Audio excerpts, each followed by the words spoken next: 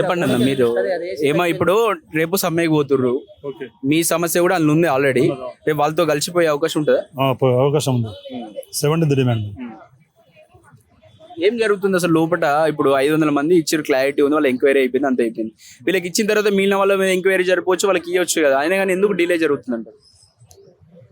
ఇప్పుడు ఈ మన తొలి వెలుగు ఎలక్ట్రానిక్ మీడియా ద్వారా గౌరవనీయులైనటువంటి ముఖ్యమంత్రి గారికి, తర్వాత రవాణా శాఖ మంత్రి పొన్నం ప్రభాకర్ గారిని ఒక రిక్వెస్ట్ ఏం చేస్తున్నా అంటే, మేము 12-14 నెలల కాలం నుండి పోయిన ఉద్యోగాలు మాకు తిరిగి ఇవ్వాలని చెప్పి ఒక వాయిస్తోని మేము అక్కడికి ముఖ్యమంత్రి గారి దగ్గరికి, ఇటు సెక్రటేరియట్కు, తర్వాత ప్రజాభవన్ గారికి తిరిగితే చివరికి 12 నెలల 11 తారీఖు నాడు ఒక 3-man కమిటీ వేయడం జరిగింది.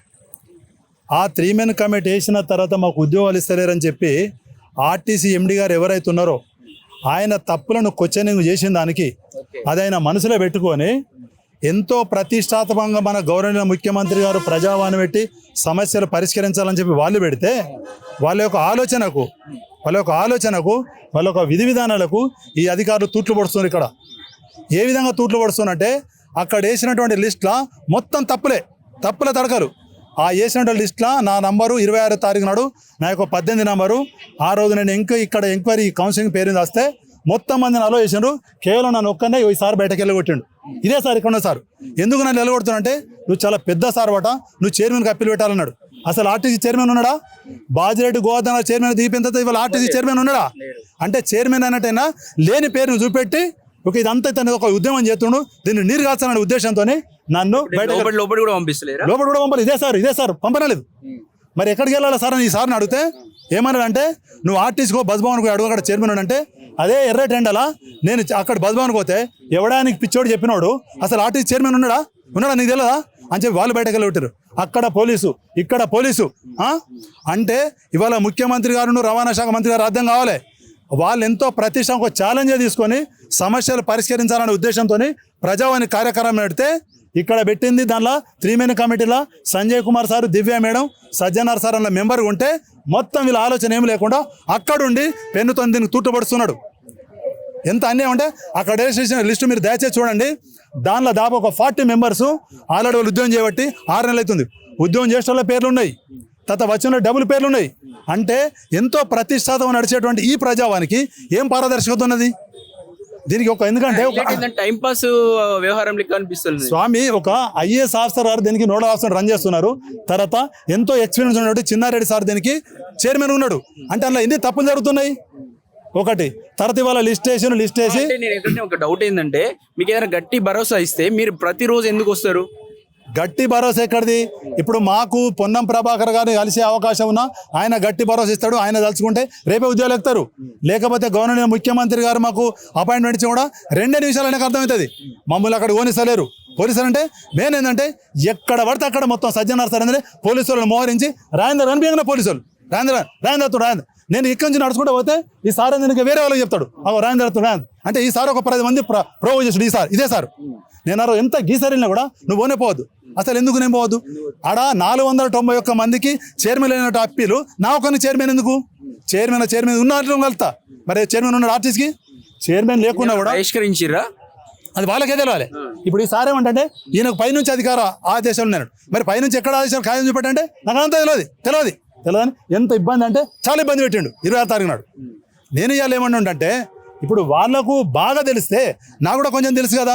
నేను ఒక జోన్కు నార్త్ జోన్, నేను 7 సంవత్సరాలు నేను నార్త్ జోన్ సైడ్ చైర్మన్ గారు ఆర్టీసీకి లేనప్పుడు మాకు ఆల్రెడీ ఏంటంటే వీసీ అండ్ ఎండి ఉన్నాడు, vice chairman and managing director. ఆ చైర్మన్ గారు లేనప్పుడు అతనికి వచ్చేటువంటి ఫైల్ అన్ని మొత్తం వీసీ అండ్ ఎండి గారే దాన్ని డిజాల్వ్ చేస్తారు. ఒకవేళ వాళ్ళు చేయనప్పుడు ఈ ట్రాన్స్పోర్ట్ విభాగానికి స్పెషల్ చీఫ్ సెక్రటరీ ఉన్నాడు, ఎవరు వికాస్ సారదా. ఇక్కడ చైర్మన్ అని ఒకటి తీసుకొని నేను 4 నెలల కింద పెట్టానండి. 4 నెలల కింద పెడితే ఈ కాయిదాన్ని చూసిన వాళ్ళు లేరు. అంటే మొత్తం ఏం చెప్తున్నా అంటే కక్ష సాధింపు చర్యలో భాగంగానే వీళ్ళందరి దాదాపు 400 మంది కౌన్సిలింగ్ అయింది. 400 మంది కౌన్సిలింగ్ అయినప్పుడు ఈ కమిటీ ఎప్పుడు వేశారు? 12 నెలల 11 తారీఖు. అంటే 4 నెలలు అయిపోయి 5 నెలలు ఆడుతుంది. ఈ 11 తారీఖు అయితే 5 నెలలు అయిపోతుంది. ఒక కమిటీ వేసి మాకు ఉద్యోగాలు ఇవ్వడానికి నెలల టైం పడుతుందా అండి? ఇవాళ దయచేసి ఏంటంటే ప్రభుత్వ పరంగా ఏంటంటే ముఖ్యమంత్రి గారు కానీ రవాణా శాఖ మంత్రి గారి దీనిలో ఇన్వాల్వ్మెంట్ కావాల్సిన అవసరం ఉంది. నేను ఈ కార్మికుల గురించి వీళ్ళ గురించి నేను ఏదో మాట్లాడిన దానికి ఈ రాజేందర్ ఎవరు ఈయన గురించి ఏం చేయాలి అని చెప్పి నీ మీద కక్ష ఎందుకు అదే వాళ్ళకి? అర్థమైతే లేదు. చేసుకోండి. నేను చట్టపరంగా శాసనపరంగా ఏ తప్పు చేసినా కూడా నన్ను శిక్షించడం చట్టం ఉంది. ఆ చట్టం నేను లోబడి పనిచేస్తున్నా కదా. ఇప్పుడు సజ్జనార్ సార్ ఎవరైతే ఉన్నారో ఆయన చేసినటువంటి లోపభూయిష్టం పనుల మీద ఆయన కరప్షన్ ప్రాక్టీస్ నేను గవర్నమెంట్ ఆఫ్ ఇండియా గవర్నమెంట్ తెలంగాణకు నేను కంప్లైంట్ పెట్టాను. దానిలో ఒకళ్ళు ఇప్పుడు నన్ను మెట్టిట నిజాలు లేకపోతే నన్ను ప్రాసిక్యూట్ చేయండి. నేను సిద్ధంగా ఉన్నా కదా దానికి. నన్ను దృష్టి పెట్టుకొని నన్ను ఒక చూసి వీళ్ళందరూ ఎందుకు సతాయించడం? సరే సార్ సజ్జనార్ సార్ మీకు నా బాగా కోపం ఉంది బాగా అంటుంది. ఓకే రైట్, నాకు ఈ ఒక నా డోంట్ బాదర్. చలో వీళ్ళందరికీ ఇవ్వండి. అప్పీల్ మేళ అనేది పెట్టారు, 2 సార్లు పెట్టారు అప్పీల్ మేళ. ఎప్పుడెప్పుడు పెట్టారు అప్పీల్ మేళ? నవంబర్ 3 నుంచి 5 దాకా ఒక అప్పీల్ మేళ పెట్టారు. అసలు ఇక్కడ క్వశ్చన్ ఏంటంటే అసలు ఆర్టీసీలో ఏం జరుగుతా ఉంది? ప్రభుత్వము ఏం చేద్దాం అనుకుంటున్నారు? ప్రైవేటుకు కొంత బస్సులపై చెప్తుర్రు, మీ పరిస్థితి ఇలా ఉంది, వాళ్ళకేమో ఉన్న ఉద్యోగులకు చేస్తున్న వాళ్ళకి న్యాయం చేయరు. అసలు ఆర్టీసీని ఎందుకు ఇంత విఫలమైనటువంటి సంస్థకి ఎందుకు నిలుస్తుంది? ఎందుకు చేస్తున్నంటే ఆర్టీసీని టోటల్గా దీన్ని నిర్వీర్యం చేయాలని చెప్పి పోయిన ప్రభుత్వంలో సీఎం కేసీఆర్ పెట్టుకున్నాడు. దాన్ని అమలు చేయడానికి కోసమే ఈ సజ్జనార్ సార్ లాండ్ ఆర్డర్ ఉంటే దీనిలో తీసుకొచ్చి పెట్టిన తర్వాత ఈ ఆర్టీసీని ఏం చేయాలి, మొత్తం దీన్ని ఏం చేయాలి, అందులో ఒక భాగమే ఆర్టీసీ మొత్తం ఏంటంటే సర్వనాశనం అయిపోయింది. ఇవాళ ఆర్టీసీ ఆస్తులను దోచుకుంటారు. ఆస్తులను దోచుకోవడం అనండి. ఆర్టీసీ అనేటువంటి వ్యవస్థ ఏంటంటే ఇలా భారతదేశంలో నంబర్ 1 ట్రాన్స్పోర్ట్ ఆర్గనైజేషన్ అంటే ఆంధ్రప్రదేశ్, నంబర్ 2 తెలంగాణది. దాన్ని ఏంటంటే మొత్తం ఎక్కడ వేసుకున్నాం. ఇవాళ ఉదాహరణకు జేబీఎం బస్సులు తీసుకొచ్చి పెట్టారు. జేబీఎం బస్సులతోని ఆర్టీసీకి ప్రమాదం కాదు, సామాన్య మానవులకు ఎంత ప్రమాదం. ఇవాళ ఆర్టీసీ బస్ వస్తుందంటే సామాన్య మానవులకు ఒక భరోసా, బస్ వస్తే ఎక్కిపోతామని చెప్పి. ఈ సామాన్య మానవులకి ఏంటంటే ఇది ఒక ప్రజా రవాణా సంస్థను దీన్ని నిర్వీర్యం చేయడానికి ఉద్దేశంతోనే మొత్తం కంకణం కట్టుకున్నటువంటిదే ఇవాళ సజ్జనార్ సార్ యొక్క ప్లాన్. ఇవాళ ఆర్టీసీ కార్మికులు పనిచేసేటువంటి కార్మికులు సమ్మెకు పోతున్నట్టే కూడా దానికి ప్రధాన కారణం ఈ సజ్జనార్ సారే. ఎందుకంటే వాళ్ళ డిమాండ్ల గురించి వాళ్ళ బాధల గురించి ఒక మెమోరాండం ఇచ్చినప్పుడు కూర్చుండి సజ్జనార్ సార్ లిమిట్లా పరిష్కరించేటువంటి ఇష్యూ. ఇదేమన్నా ఫైనాన్స్ మ్యాటరా? ఆర్థిక పరంగా ఏదైనా 1000 కోట్లు పడుతుందా? ఇవాళ గవర్నమెంట్ ఆఫ్ తెలంగాణ ఈ మహాలక్ష్మి పథకాన్ని అమలు చేయాలంటే ఎవ్రీ మంత్ 290 కోట్ల ఖర్చు వస్తుంది.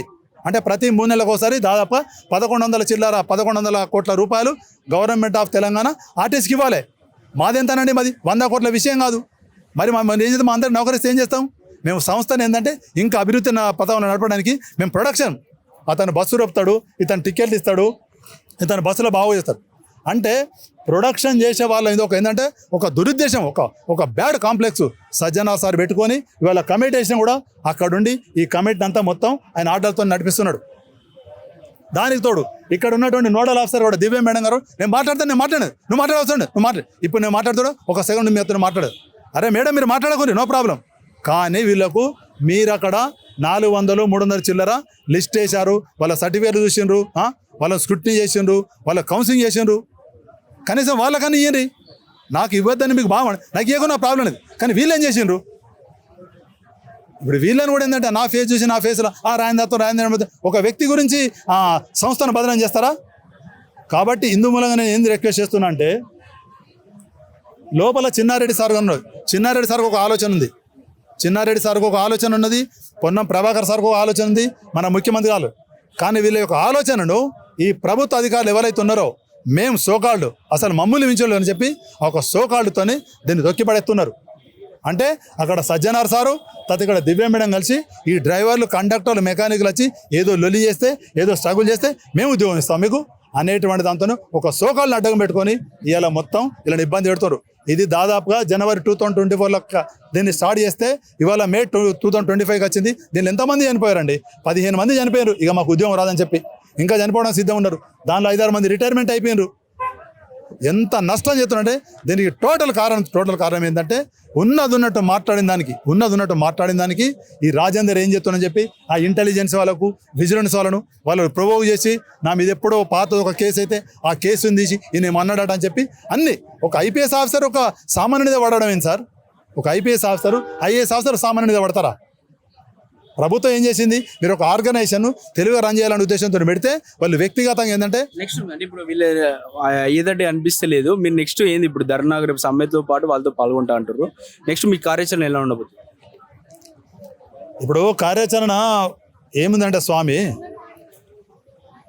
అంటే ఇప్పుడు దీన్ని ఈ ముఖ్యమంత్రి గారి దృష్టి కనుక ఈ ఇష్యూ కనుక పోయినట్టయితే దీన్ని సార్ ఏంటంటే 5 నిమిషాలు దీన్ని సాల్వ్ చేస్తాడు. ఎందుకంటే ఆయన అధికారంలో రాకముందు ఆయన మల్కాజిగిరి ఎంపీగా ఉన్నప్పుడు చాలాసార్లు ఆర్టీసీ వాళ్ళ గురించి మాట్లాడు. కానీ ఆర్టీసీ వాళ్ళకు రిమూవ్డ్ ఎంప్లాయీస్కి ఇంత బర్నింగ్ ప్రాబ్లం ఉన్న సంగతి ఆ ముఖ్యమంత్రి గారి దగ్గరికి పోనిస్తలేరు. ఒకటి. రెండోది, రవాణా శాఖ మంత్రి గారు ఏంటంటే కమిటీ వేసాం, కమిటీతో ఏమైందని అనుకుంటారు. కమిటీ ఎంత కాలయాపన చేస్తుందన్న సంగతి మంత్రి గారు కూడా తెలియదు. ఇప్పుడు ఇవాళ ఇక్కడ నేరుగా మేము ఏంటంటే ఇప్పుడు సెక్రటరీకి వెళ్తున్నాం, సెక్రటరీ ఇలా మంత్రి గారు ఉండటం, మంత్రి గారు ఒక అపాయింట్మెంట్ తీసుకోండి, ఈ బాధని చెప్తాం. ఎందుకంటే దయచేసి దీనికి టైం బరే. ఇప్పుడు పోయిన ఉద్యోగం ఇతని ఉద్యోగం ఎక్కియాలి. దీనికి కమిటీ ఎందుకు, వీళ్ళ స్క్రూటినీ ఎందుకు, వీళ్ళు ఇక్కడ ఏం కౌన్సిలింగ్ చేస్తున్నారు? మా ఆర్టీసీలనే depot manager, divisional manager, regional manager, executive director అంటే వీళ్ళు 4 మంది, వాళ్ళు హై ప్రొఫెషన్స్, హై క్వాలిఫైడ్, వాళ్ళు డైరెక్ట్ డిపో నుంచి ఇడియాకి వచ్చారు. వాళ్ళందరూ మా పీకేసులు చూసి మొత్తం దాన్ని స్టూడియో కింద రాసిండ్రు. 2 ముళ్ళు 6 అని రాసిండ్రు, 2 ముళ్ళు 5 అని రాయలే. ఇక వాళ్ళందరూ అయిపోయిన తర్వాత ఈ ప్రజాభవన్లో కూర్చున్నటువంటి వాళ్ళు క్లర్కులు, వాళ్ళు సూపరింటెండెంట్లు, వాళ్ళు ఎడుకలు, వీళ్ళు ఏం చేస్తారు? ఇది ఒక పెద్ద సమస్య, ఇది అర్థం కానటువంటి సమస్య. ఒక కమిటీ వేస్తే కమిటీ ద్వారా మీకు ఇది this is lost and first, this is first and last. మీరు మళ్ళీ ఒకసారి ప్రాబ్లం కనుక తప్పు కనుక చేస్తే మీకు ఎక్స్క్యూజ్ దొరకదని చెప్పి ఒక మా పీకేస్ రాసి వీళ్ళందరినీ యాజ్ పర్ హ్యుమానిటేరియన్ గ్రౌండ్ కింద రిజిస్టర్ చేస్తున్నాం అని చెప్పేటువంటి ఇష్యూ ఇది. దీన్ని పక్కకెట్టి ఇప్పుడు మేడం గారు అంటున్నారు మేము యుద్ధానికి కౌన్సిలింగ్ అయిన వాళ్ళు 300-400 మంది ఉన్నారు, కానీ ఇంకా 600 మంది వచ్చారంటే ఇది రైలు వచ్చిన కొద్ది ఎక్కువ పోతూనే ఉంటారు. ఒకసారి మీరు ఒక 3 మెన్ కమిటీ వచ్చేటప్పటికి మీ దగ్గర ఎంతమంది ఎంప్లాయీస్ ఉద్యోగాలు పోయినాయని మీ దగ్గరకు అప్రూవ్ చేయరు. వాళ్ళకి ఇవ్వండి మేడం, వాళ్ళు అయిపోయిన తర్వాత ఇంకా వాళ్ళతో తర్వాత వాళ్ళు నెక్స్ట్ చూడండి, వాళ్ళు కూడా ఇవ్వమంటున్నావు. కానీ వీళ్ళకి ఇస్తే వాళ్ళకి ఎందుకు ఇచ్చారు, మాకు ఎందుకు ఇవ్వాలని చెప్పి వాళ్ళని లొల్లి చేస్తారా? మేడం అంటుంది లొల్లు అవుతాడా? లొల్లు ఎక్కడ అయితే మేడం, మీరు లొల్లి పెట్టిస్తారు కదా మేడం గారు, మీరు లొల్లి పెట్టిస్తారు. ఎట్లా పెట్టిస్తారంటే ఇప్పుడు ఎందుకంటే ఆ ఖమ్మంలో 2-3 తీసుకొచ్చి వాళ్ళు మొత్తం పైసల వసూలు తెరలేపారు. అదంతా నేను చిన్నారెడ్డి సార్కు రాతపూర్వంగా ఇచ్చిన. మీరు ఒక ఐఏఎస్ ఆఫీసర్ గారు 21 మార్చి 2025 నాడు ఒక ప్రెస్ మీట్ పెట్టించారు. మళ్ళీ మొన్న ఒక ప్రెస్ మీట్ పెట్టారు. వాళ్ళతో ప్రెస్ మీట్ ఎవరు పెట్టించారు చెప్పండి? ఎవరు పెట్టించారు ప్రెస్ మీట్? ఎవరు పెట్టించారు? ప్రెస్ మీట్ పెట్టించింది సార్. కదా ఎందుకని పెట్టించింది? రాజన్ సార్ అని ఇట్లా చేస్తారా? ఆగం చేస్తుండని వాళ్ళు ప్రెస్ మీట్ పెట్టించింది. వాళ్ళతో ప్రెస్ మీట్ పెట్టించి ప్రెస్ మీట్లు ఏం చెప్పాలి? ఒక సబ్జెక్ట్ ఉండాలి, ఒక కార్మికులకు న్యాయం చేసి ఉండాలి. ఏం లేదు, ప్రెస్ మీట్ పెట్టించి మీరు రాయందర్ మంచోడు కాదనాలే, సజ్జనార్ సార్ మంచోడు అంటే కదా. ప్రెస్ మీట్లో 5-6 మంది సజ్జనార్ సార్ చూసినాం, అందులో మేము కూడా చూసాం. సజ్జనార్ అక్కడేమో మీరు రోజు తిరుగుతా ఉన్నారు, ప్రెస్లో ఏమో మళ్ళీ సజ్జనార్ బాగుండాలి మళ్ళీ అక్కడ చెప్తున్నారని మాకు కూడా అనుమానం వచ్చినాయి. సో మీరు ఇప్పుడు క్లారిటీ అంటే వాళ్ళు పెట్టించారని మాకు అంత అవగాహన లేదు. వాళ్ళే పెట్టించారు, వాళ్ళే. మొన్న 29th నాడా 29th నాడు ఒక 15 మందితో అంతకుముందు ఇట్లా పెట్టించిందంటే ప్రభుత్వానికి ప్రెస్ మీట్లు పెట్టించుకోవాల్సిన అవసరం ఏమున్నది? దాన్ని మళ్ళీ ఇక్కడ వాళ్ళు ఏం చేశారు? మొన్న నేను ఎక్స్ ఖాతాలో చూశాను. ఏం పెట్టారంటే తెలంగాణ ప్రభుత్వం ఆర్టీసీ వాళ్ళ ఉద్యోగాలు కోల్పోయిన వాళ్ళకు 136 మందికి ఈ ప్రజావాణి ద్వారా నౌకరు ఉద్యోగాలు ఇచ్చిండ్రు. తర్వాత ఇంకా 300 మందికి ఏం చేయాలి ఇంకా రాదు. నేను ఇప్పుడు ఈ ప్రజావాణి వేదిక ఇప్పుడు ఎలక్ట్రానిక్ మీడియా సందర్భంగా దివ్య మేడం గారు మీరు ఈ ప్రజావాణి ద్వారా ఒక్కరు నౌకరు ఇచ్చింది చూపెట్టండి. ఒక్కరికి సింగిల్ పర్సన్ మీరు ఎవరికి ఉద్యోగాలు ఇప్పించారు మాకు కావాలి. ఇలాంటి ఎందుకు తప్పుడు ప్రకటనలు పెట్టి సీఎం సార్ కూడా ముఖ్యమంత్రి గారిని కూడా వాళ్ళు మొత్తం దీనిలో మిస్గైడ్ చేస్తున్నారు. 136 మందికి ఇచ్చినావు ఇంకా పోతాను. ఎవరు ఇచ్చారు? ఒక్కళ్ళ పేరు చెప్పండి. ఒకళ్ళు నౌకరు ఇచ్చింది వాళ్ళు ఇచ్చిండ్రు. ఎవరు ఇచ్చిండ్రు? ఆర్టీసీలు ఉన్నటువంటి రీజనల్ మేనేజర్లు అప్పీలు మేళాల వాళ్ళు ఏం చేసినట్టే మీకు ఇది ఫస్ట్ అండ్ లాస్ట్ అవకాశం ఉంటుంది, మంచి ఉద్యోగం చేసుకోని చెప్పి వాళ్ళ భార్య పిల్లల్ని పిలిచి అక్కన వాళ్ళకి ఆర్డర్ ఇచ్చిండ్రు. అది పారదర్శకత అంటే అక్కడ పారదర్శకం, ఇక్కడ పారదర్శకత లేదు. ఇక్కడ పారదర్శకత లేదు. ఇక్కడ మొత్తం ఏంటంటే ఈ పారదర్శకత మొత్తం లోపించిపోతుంది. దయచేసి దాన్ని చిన్నారెడ్డి సార్ దాని ఇమ్మీడియట్ దృష్టి కేంద్రీకరణ అవసరం ఉన్నది.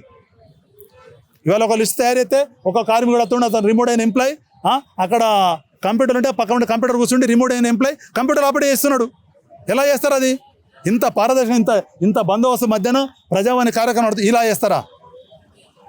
లాస్ట్ ఒకటే చెప్తుంటా నేను ఈ అన్ని ఎలక్ట్రానిక్ మీడియా ద్వారా సీఎం సార్ మీ మీద మాకు ప్రేమ ఉంది, అభిమానం ఉంది. మీరు ఒక డైనమిక్ లీడర్ అని మిమ్మల్ని ఇలా మేము ముఖ్యమంత్రి చేశాము.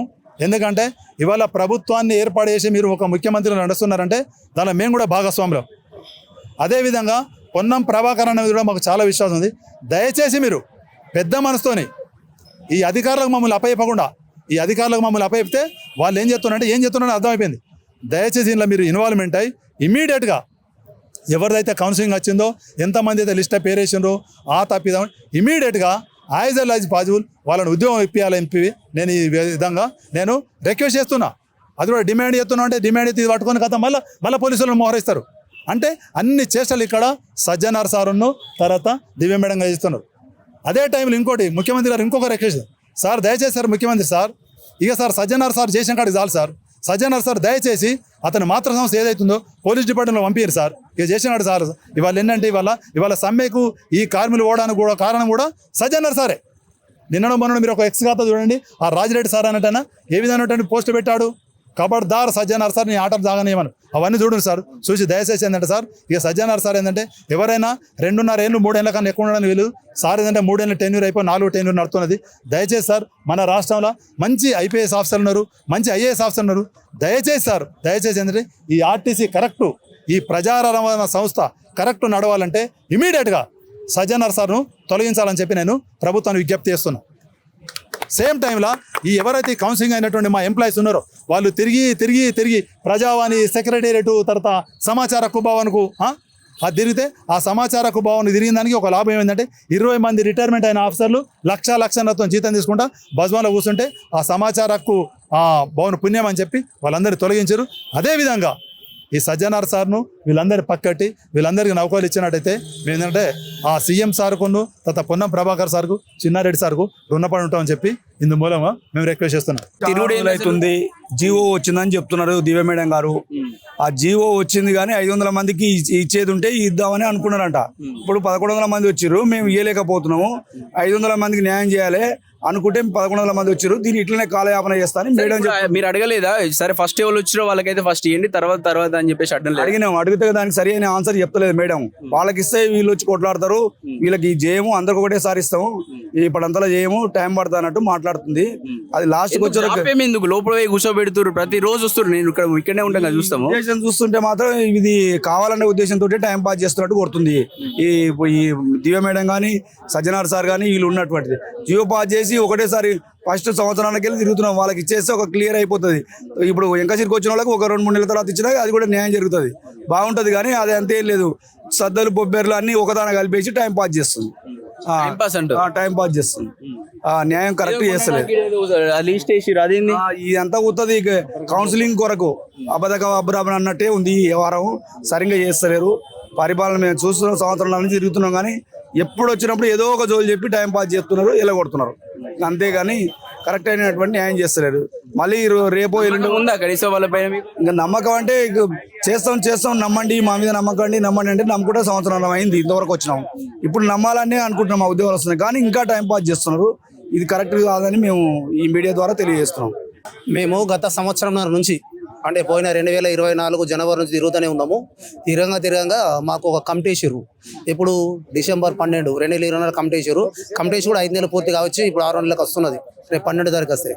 ఆ కమిటీ ఫలితంగానే ఇప్పుడు ఏం చేశారంటే మమ్మల్ని ఇక ఆపడానికి వాళ్ళు ఊకే తిరుగుతారని కౌన్సిలింగ్ అని చెప్పేసి పోయిన 15వ తారీఖు అంటే 10వ తారీఖు నుంచి కౌన్సిలింగ్ అని పెట్టారు మాకు. ఇప్పటివరకు అందరి కౌన్సిలింగ్ అయిపోయింది మేము మేడం అడిగాం, మరి అయిపోయింది మేడం, అయిపోయిన వాళ్ళకి ఇచ్చేస్తే అయిపోతుంది కదా అని అడిగితే ఒక జీవో వచ్చింది. ఆ జీవో ప్రకారం 500 మందికి తెచ్చినాము. ఇంకా మరి ఇంకా 600 మంది కూర్చున్నారు, ఏం చేయాలంటున్నారు మేడం. మరి మేడం ముందచ్చులో కింద తిండి పెట్టి ఇసరాకులేసి మమ్మల్ని పక్కకు కూర్చోబెట్టి ఇంకొస్తారు అని వస్తూనే ఉంటారు. ఎప్పుడు దాకుంటామని అడిగి ఇప్పుడు మాకైతే మీరు పిలిచిర్రు, కౌన్సిలింగ్ చేసిర్రు, మీరు ఏది చెప్తే అది విన్నాం ఇప్పటివరకు మేము. సరే మీరు ఏదైనా చేయాలంటే మీరు ఉన్నోళ్ళకైతే మీరు వెలగొట్టేస్తే ఇచ్చేస్తే మిగిలిన తర్వాత దారి పడుతుంది కదా, ఆశ ఉంటుంది, ఆలోచన ఉంటుంది, అరే వస్తుంది అనేది ఒక నమ్మకం ఉంటుందని చెప్తే ఏమో 4-5 రోజులు చూసి చెప్తామని చెప్తుంది. రేపు సమ్మె పోతురు, మీరు అందులో పాల్గొనబోతురా?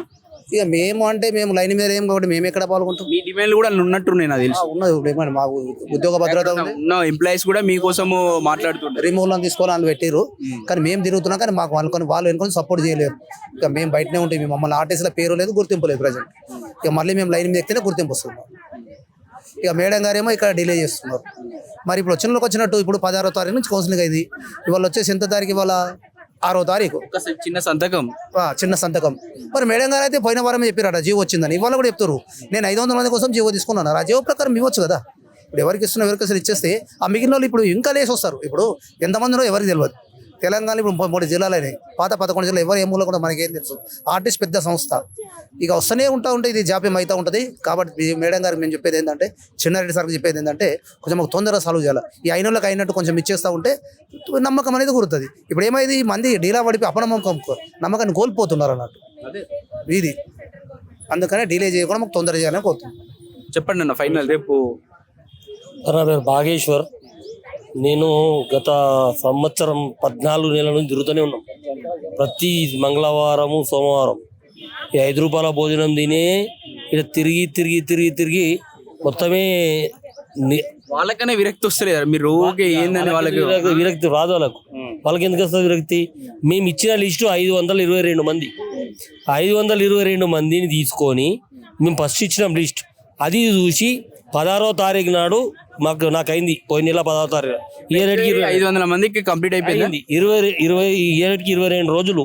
22 రోజులు అయితే కూడా జీవో వచ్చిందండి వారం పైన చెప్పి, మరి ఈ 490 మందిని చేసి పంపించేస్తే అయిపోతుంది కదా. మా మాననం బడి ఏదైనా పని చేసుకుంటాం కదా. 2 సంవత్సరాలు తినడానికి అన్నం లేదు మా దగ్గర. మేము ఎట్లా బతకాలి? రోజు ప్రతి శుక్రవారం, ప్రతి మంగళవారం, ప్రతి శుక్రవారం రోజు రావాలి. 2 ముచ్చట్లు మాట్లాడుతారో వెళ్ళిపోతారు. ఇంకా అంతకుమించి ఏం లేదు. అన్నీ అయిపోయినాయి. లిస్టులు వేసిర్రు, అన్నీ అయిపోయినాయి. ఎంక్వైరీలు అయిపోయినాయి, అన్నీ అయిపోయినాయి. ఇంకా 600 మంది ఉర్రట. మళ్ళీ 600 మందికి ఎప్పుడు చేస్తుంది? ఈ 500 మందికి ఎప్పుడు ఇస్తుంది? ఇప్పుడు మేము ఫస్ట్ అయితే 522 మంది లిస్ట్ ఇచ్చినాం మేమే. ఆ 522 లిస్టు ఇచ్చేస్తే మేము మా ప్రాబ్లమ్ సాల్వ్ అయిపోతుంది. ఇక మళ్ళీ వచ్చిరంటే వాళ్ళ తర్వాత లెక్క పెట్టినాం. ఫస్ట్ మాకు ఇవ్వాలి కదా. మేము సంవత్సరం 15 నెలలు తిరుగుతున్నాం. మేము ఫస్ట్ మాకు ఇవ్వండి, తర్వాత వచ్చిన తర్వాత లెక్క పెట్టండి. అది కానీ వాళ్ళు మీరు అందరూ ఒకటి అంటే ఎట్లయితుంది? అట్లా అవుతుందా? ఇప్పుడు బస్ అక్కడికి వెళ్ళి వస్తుంది, వాళ్ళు వచ్చిందాక ఇడులో కన్నం పెట్టాలి కదా. మరి ఎన్ని రోజులు అట్లా మళ్ళీ ఇప్పుడు అడిగితే జియో ఉన్నది అంతే. ఆ జియో బయట కాస్తుందా రాదా తెలియదు. ఒకటే దయచేసి ఏం అడుగుతున్నామంటే ఈ 522 మందికి ఫస్ట్ ఇచ్చేస్తే ఈ ఫస్ట్ దఫాలో వెళ్ళిపోతాం. ఆ సెకండ్ లిస్ట్ ఆమె చేస్తుందా చేయదా వాళ్ళ ఇష్టం, మేడం ఇష్టం, సార్ ఇష్టం. మాకైతే ఈ 522 మంది. పైసలు ఏమన్నా లాస్ అవుతారా? పైసలు ఎక్కువ అయితే మిమ్మల్ని తీసుకుంటే ఇక్కడ ప్రభుత్వానికి ఆర్థిక ఇబ్బంది ఉంటుందా? ఏముండదు, ఎలాంటి ఇబ్బంది ఉండదు. వాళ్ళకు ఆల్రెడీ డ్రైవర్లు, కండక్టర్ లేక బస్సులు దునియా బస్సులు అయిపోతున్నాయి. 10,000 పోస్టులు ఖాళీ ఉన్నాయి అంటారు. 10,000 ఆర్టీసీ నడిపించాలంటే 20,000 మందిని తీసుకోవాలి. కానీ అది తీసుకోరాళ్ళు. నడిచి లేకపోతే లేదు. ఉన్న బస్సులైనా పడుకుంటూ వస్తారు, పోతున్నారు. అంత మించి ఏమీ లేదు.